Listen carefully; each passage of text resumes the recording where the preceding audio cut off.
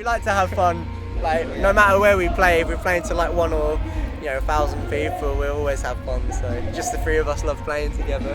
That's basically it. Yeah. Energy. Buzzword. I start to feel a fundamental flaw to this whole plan.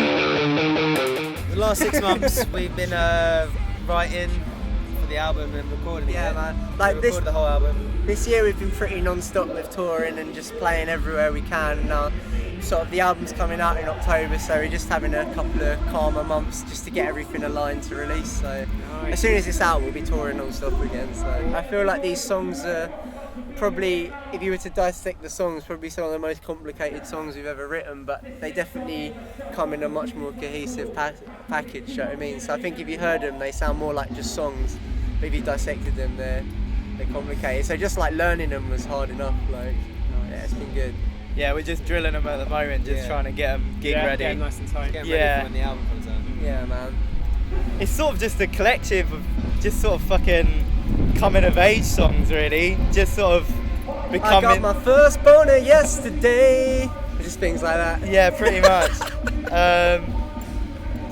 Pretty much just fucking just growing up and becoming aware of the world, really, and just sort of fucking on the social side, and also just your own existence, really. It's the type of shit you just fucking mull over when you're in your garage at 3 a.m. in the morning trying to write an album.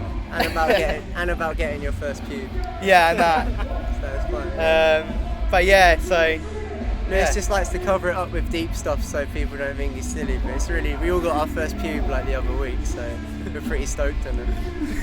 Download, when we played the second stage last year. The year before, playing the Red Bull stage was really amazing. Cool. Yeah, that was really cool. And things like just like getting our first play on like Radio 1 and just stuff like that. And just being on the road and like meeting people. Yeah, definitely. And spreading the word like naturally, like on the road and stuff like that is really cool. To be honest, like if we spoke to like our early teenage selves and said we'd be doing all this stuff, like even if the band ended now, we'd be over the moon about it. So it's I guess the whole thing's a highlight, really.